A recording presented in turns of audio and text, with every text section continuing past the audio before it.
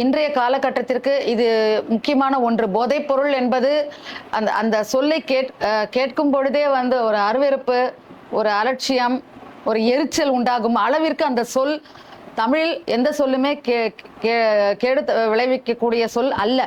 ஆனால் இந்த சொல்லை கேட்கும் போதே ஒரு எரிச்சல் வருகிறது. காரணம் என்னவென்றால் அந்த அளவிற்கு இந்த போதைப் பொருள் என்பது இளைஞர்களையும் மக்களையும் ஆட்டுவிப்பதனால்.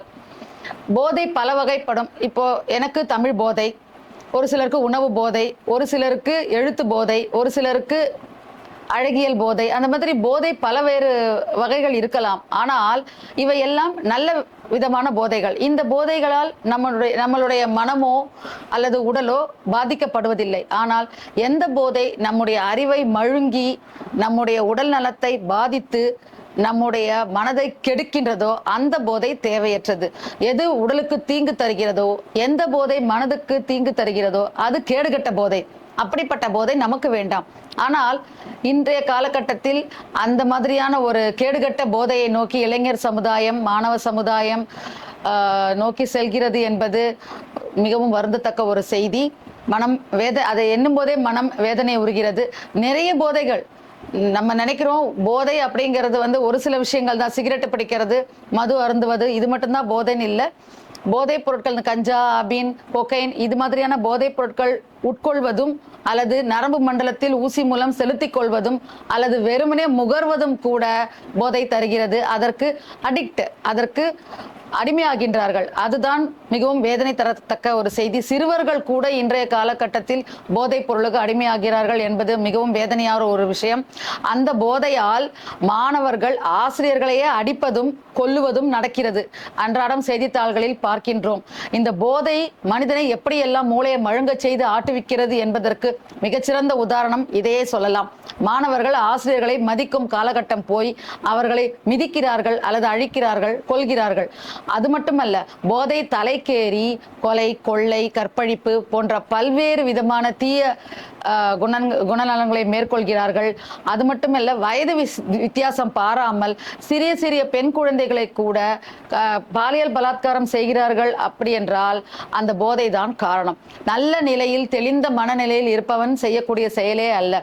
தாய்க்கும் தாரத்திற்கும் வித்தியாசம் தெரியாமல் சின்ன குழந்தை, 1 வயது கூட நிரம்பாத குழந்தை கூட இப்படிப்பட்ட பாலியல் துன்புறுத்தலுக்கு ஆளாகி இருக்கின்றன என்பதை கேள்விப்படும் பொழுது மனம் மிகவும் வேதனை உறுகிறது.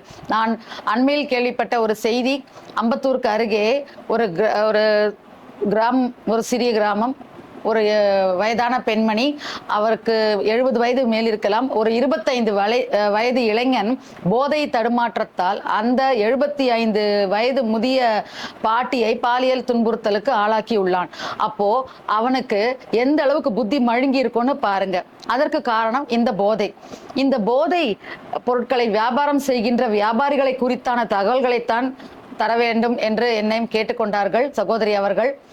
இந்த இளைஞர் சமுதாயத்தை குறிவைத்து இந்த வியாபாரிகள் ஏன் வருகிறார்கள் என்றால் அதற்கு சில காரணங்களை சொல்லலாம். முதல் காரணம், இவர்கள் மூளை வளர்ச்சி குறைவாக, அதாவது மனநலம் பாதிக்கப்பட்டவர்கள் என்று நான் சொல்லவில்லை, தெரியாமல் அல்லது எது நல்லது எது கெட்டது என்பதை அறியாமல் சுலபமாக பாதை தடம் மாறக்கூடிய வயது அந்த காலகட்டத்தில் இருப்பதால் இதுதான் சொர்க்கம், இதை முகர்ந்தால் அல்லது இதை உட்கொண்டால், இதை செலுத்திக் கொண்டால் நீ இன்பத்தை காணலாம், அது இது என்று அவர்களை சுலபமாக மூளை செலவை செய்வதால் அவர்களுக்கு அது பிடித்து போகிறது. ஒரு முறை தானே என்று ஆரம்பித்து அது பலமுறை அடுத்தடுத்து செல்வதற்கான காரணம் அது இன்பத்தை தருவதாக இவர்கள் எண்ணிக்கொண்டிருப்பதால். அது உண்மையிலே இன்பத்தை தரவில்லை என்பதை இவர்கள் அறியதற்கு முன் அவர்கள் உடல் நலம் பாதிக்கப்பட்டு விடுகிறது. அதனால் வியாபாரிகள் முதலாவதாக குறிவைத்து தாக்குவது இந்த 15 முதல் 30 வயதுக்கு உட்பட்ட இளைஞர்களை. காரணம் என்னவென்றால் இவர்கள் பணம் வீட்டில் திருடலாம், சுலபமாக திருடலாம், அல்லது கேட்டு வாங்கலாம், அல்லது சக மாணவர்களிடம் நீ கொண்டு வா என்று கேட்டு வாங்கலாம். பணம் இவர்களுக்கு சுலபமாக கிடைக்கிறது. அது ஒன்று. இரண்டாவதாக இவர்களுக்கு அதில் ஆர்வம் ஏற்பட அந்த முதல் தடவை அப்படி அந்த சுவையை கண்ட பிறகு மேலும் மேலும் அதில் அடிமை ஆவதால் இரண்டாவதாக அதை மறுபடியும் தேடி ஓடுகிறார்கள். அது வியாபாரிக்கு கிடைத்த வெற்றி.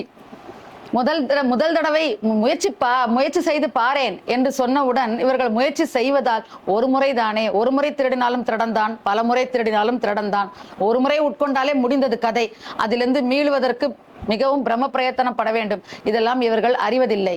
வியாபாரிக்கு அங்கு முதல் லாபம், அவன் ஜெயிக்கிறான். இரண்டாவதாக இந்த மாதிரியான மாணவர்கள் வீட்டில் பதின்ம பருவ மாணவர்கள் வீட்டில் பெற்றோர்கள் கண்டிப்பு அதிகமாக இருக்கும். அதிலிருந்து வெளியேற வேண்டும், அதிலிருந்து விடுதலை பெற வேண்டும். பெற்றோர்கள் கண்டிப்புக்கு ஆளாக கூடாது. ஏனால் கண்டிப்பு என்றால் கசப்பு, அவர்களுக்கு இந்த கண்டிப்பு பிடிப்பதில்லை. அதனால் என்ன செய்கிறார்கள், பெற்றோர்களிடமிருந்து வேறுபட வேண்டும், அவர்களை விடுத்து வெளியே வர வேண்டும் என்ற காரணத்தினால் இவர்கள் என்ன செய்கிறார்கள், அதை முயற்சி பண்ணி பார்க்கிறார்கள்.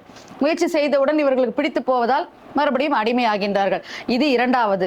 மூன்றாவது, இந்த வயது ஆட்களை குறிவைத்து தாக்குவதற்கு முக்கியமான காரணம், அதிமுக்கியமான காரணம் என்னவென்றால், நடுத்தர வயதானவர்களுக்கெல்லாம் வாழ்நாட்கள் குறைவு.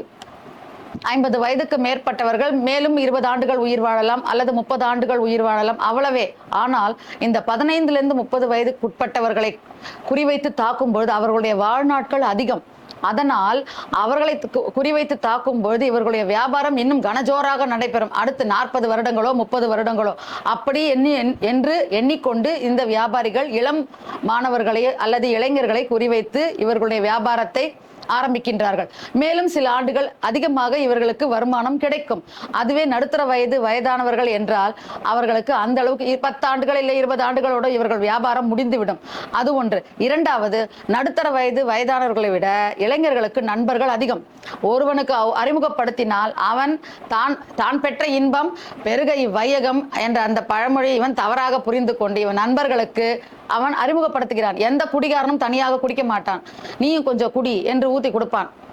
அப்பதான் அவனுக்கு திருப்தி. அதுபோல போதை உட்கொண்டவன் என்ன செய்வான், தன் கூட்டத்தை கெடுப்பான். அது வியாபாரிக்கு இன்னொரு வெற்றி.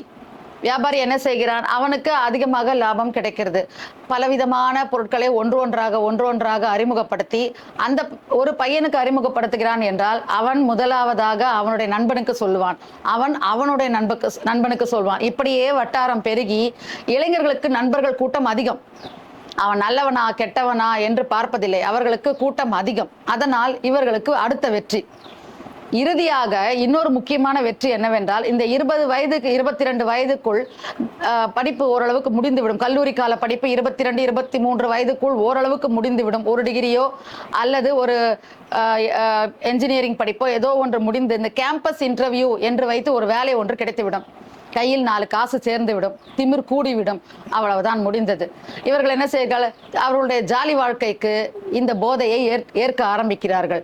நான் பொதுவாக தான் சொல்கிறேன், இது என்னுடைய தனிப்பட்ட பொதுவான மக்களை தாக்கும் கருத்து அல்ல, தனிப்பட்ட என்னுடைய கருத்து. இதை யாரையும் நான் குறிவைத்து சொல்லவில்லை, யாரையும் நான் திட்டவில்லை, ஆதங்கத்தில் சொல்கிறேன். எனக்கும் 2 பிள்ளைகள் இருக்கிறார்கள். இளைஞர் சமுதாயம் சீரழிவதை பார்த்து வேடிக்கை பார்த்து கொண்டு கையாலாகாமல் நிற்கின்றோமே என்ற ஆதங்கத்தில் தான் என்னுடைய வேதனையை நான் பதிவு செய்கிறேன். எனக்கும் 2 பிள்ளைகள் இருக்கிறார்கள். சிறிய வயதிலிருந்தே அவர்களுக்கு சொல்லுகின்ற முறையில் நாம் சொன்னோம் என்றால் கண்டிப்பாக அவர்கள் ஏற்பார்கள். இது வேண்டாம், இது கூடாது, இதனால் தீ சுடும், நெருப்பு சுடும் என்று சொல்லிக் கொடுக்கிறதோடு மட்டும் இல்லாமல் அதை அவர்கள் உணரவும் செய்ய வேண்டும் மனதால். நிச்சயமாக அந்த பாதை நோக்கி அவர்கள் போக மாட்டார். நல்லதொரு சூழ்நிலையில் வளரும் நல்லதொரு குழந்தை, எந்த குழந்தையும் நல்ல குழந்தைதான் மண்ணில் பிறக்கையிலே, அது நல்லவனாவதும் தீயவனாவதும் அன்னை வளர்ப்பினிலே. தந்தையை விட அன்னைக்கு பங்கு அதிகம். அதனால் ஒவ்வொரு பெற்றோரும் தன்னுடைய குழந்தை செல்லும் பாதை எது, அவர்கள் பழகும் பழக்கங்கள் என்னென்ன எல்லாவற்றையும் கவனித்து ஒவ்வொரு நாளும் அந்த பிள்ளையை அவர்கள் ஆராய்ந்து பார்த்து கொண்டே வந்தார்கள் என்றால் நிச்சயமாக இதை நோக்கி அவர்கள் செல்லாமல் தடுக்கவோ அல்லது சென்றால் அவர்களை மீட்கவோ இயலும். அதற்கு அரவணைப்பு மிக மிக முக்கியம். இந்த அரவணைப்பு இல்லாத வீட்டில் கண்டிப்பாக மாணவர்களோ இளைஞர்களோ தவறான பாதையை நோக்கி செல்கிறார்கள். அதற்கு நண்பர்கள் கூட்டமே பெரும் காரணம். இந்த நண்பர்கள் கூட்டத்திலிருந்து இவர்களை பிரிப்பது என்பது சவாலான விஷயம். ஏனென்றால் பெற்றவர்களை கூட எதிர்த்து பேசும் அளவிற்கு நண்பர்கள் மீது பைத்தியமாக இருப்பார்கள். நண்பன் சொன்னா சரி, நண்பேண்டா அப்படின்னு நண்பர்கள் தான் அவர்களுக்கு. தாய் தந்தை கூட 2ஆம் பட்சம் என்கிற அளவுக்கு நண்பர்கள். அப்படி இருக்கும் பொழுது நண்பர்களுக்கு அவ்வளவு முக்கியத்துவம் கொடுக்கும் பொழுது அந்த நண்பர்களுக்கு நாம் நல்லது செய்யலாம், அவர்களால் நாம் நல்லது பெற்றுக்கொள்ளலாம் என்று ஏன் எண்ண மாட்டேங்கிறார்கள்? இவர்கள் தீய வழிக்கு மட்டும் நண்பர்கள் கூட்டம் தேவைப்படுகிறது. நல்லவற்றிற்கு இந்த மாதிரி ஒரு கூட்டம் தயாராக இருந்தால் நாட்டில் நல்லவைகளை மட்டுமே நடக்கும். தீயவற்றிற்கு மட்டும் இவர்கள் ஒரு கேங், ஒரு கூட்டம் ஒன்று ஏற்படுத்தி கொண்டு ஒன்றாக இவர்கள் எல்லா துன்பங்களையும் அனுபவித்து எல்லோரும் ஒட்டுமொத்தமாக அழிவை நோக்கி செல்கிறார்கள். இதிலிருந்து மீள அந்த கூட்டத்தில் ஒருவனாவது இது தவறு, இது தேவையில்லை, இது வேண்டாம், நம்மை அழிக்கும் என்று உணர்ந்தால் அந்த கூட்டம் உணர்ந்துவிடும். ஒருவன் கெட்டால் கூட்டம் கெடும், ஒருவன் திருந்தினால் அந்த கூட்டம் திருந்த வாய்ப்பு உள்ளது. அதனால் தானே அதை அறிந்து கொண்டு அதிலிருந்து வெளியேற முயற்சி செய்ய வேண்டும். ஏனென்றால் சொல் புத்தி சுய புத்தி 2 புத்தி உண்டுன்னு சொல்லுவாங்க. சொல்றதை கேட்டு திருந்துறது ஒண்ணு, சுயமா திருந்துறது ஒண்ணு. இது போதையில இருக்கிறவங்க, போதையில அடிமையானவங்களுக்கெல்லாம் என்ன சொன்னாலும் அவர்கள் எதிர்த்துதான் வாதாடுவார்கள். அதை விடுத்து அவர்கள் தாமே அதை புரிந்து கொள்ளும்படியான ஒரு சந்தர்ப்பத்தை நாம் ஏற்படுத்தி தர வேண்டும்.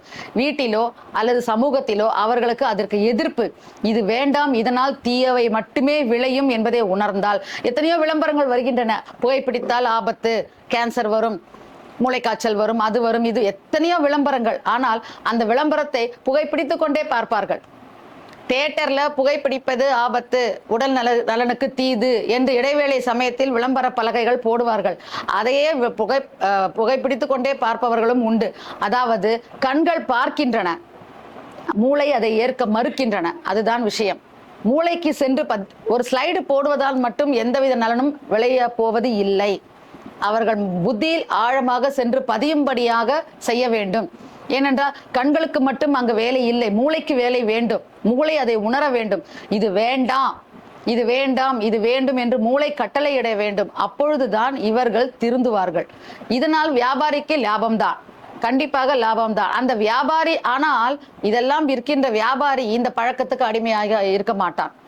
மதுக்கடையில் மதுபானம் விற்பவன் மது அருந்த மாட்டான். ஊரை அழிக்கிறானே ஒழிய அவன் சாப்பிட்றானா? இல்ல. கஞ்சா, அபீன், போதை எல்லாம் விற்கிறவன் அவன் சாப்பிட்றானா? இல்ல. ஏன்? அவனுக்கு அது தெரியுது, இது சாப்பிட்றதுனால நமக்கு நல்லது நடக்காது. அவனுக்கு குறிக்கோள் பணம், அவனுக்கு தேவை பணம். பணத்துக்காக அவன் அதை விற்கிறான். அப்போ அவனே சாப்பிடாத ஒரு பொருளை இவன் வாங்கி சாப்பிட்றான். எவ்வளோ பணம்னாலும் கொடுத்து வாங்கி சாப்பிட்றான் அப்படின்னா இவன் எவ்வளோ தூரம் மூலம் மழுங்கடிக்கப்பட்டிருக்கு.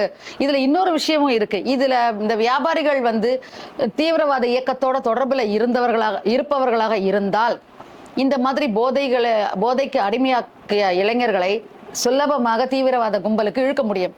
பணத்தாசை காட்டி, இந்த போதைப் பொருள் ஆசை காட்டி, அப்போ என்ன ஆகுது? கொஞ்சம் கொஞ்சமா தீவிரவாத கும்பலோட தொடர்புல போய் நாட்டையே அழிக்கும் ஒரு பெரிய ஒரு தீய சக்தியாக அவர்கள் மாறுகிறார்கள். இதற்குத்தானா பிறப்பெடுத்தாய் இளைஞனே? நீ இதற்குத்தானா பிறப்பெடுத்தாய்? தீய வழியில் சென்று உன்னை மாய்த்து கொள்ளவா நீ பிறப்பெடுத்தாய்? இப்படி எத்தனை கேள்வி கேட்டாலும் பிரயோஜனமே இல்லை.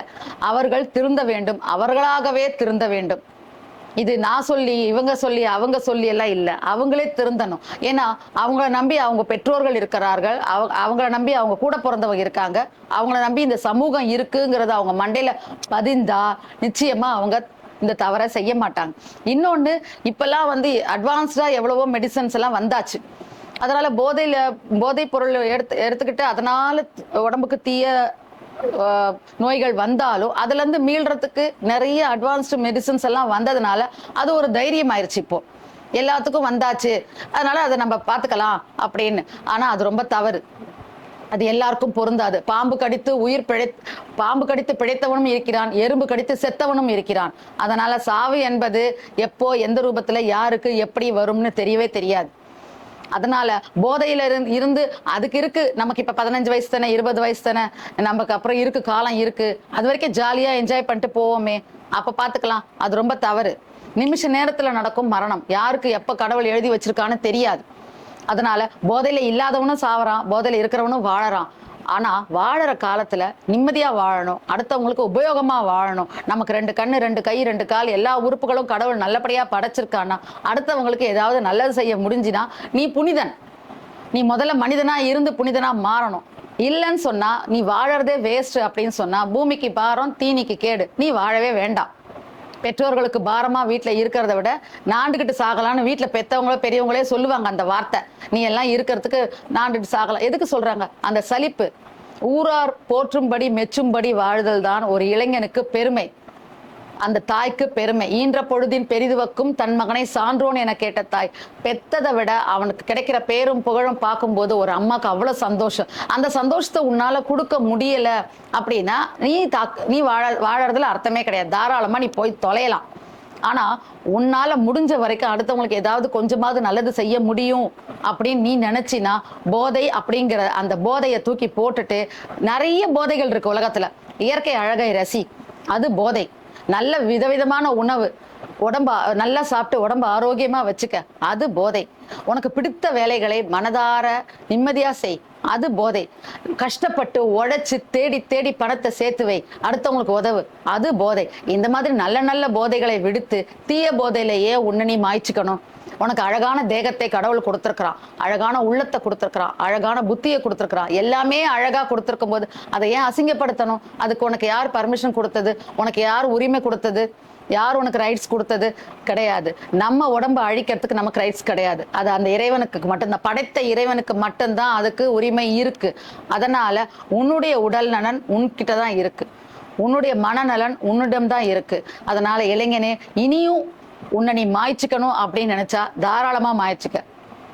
நீ சாவு நோக்கித்தான் போவேன்னா தாராளமா போ, அதனால யாருக்கும் நஷ்டம் இல்லை. ஆனா இருக்கிற வரைக்கும் யாரையும் கஷ்டப்படுத்தாம வாழணும்னு நினைச்சினா வா. இந்த உலகம் பெருசு, கை நீட்டி வரவேற்கும். நல்லது மட்டுமே செஞ்சுட்டு நல்லபடியா இருந்துட்டு போ, உலகம் உன்னை வாழ்த்தும். நன்றி.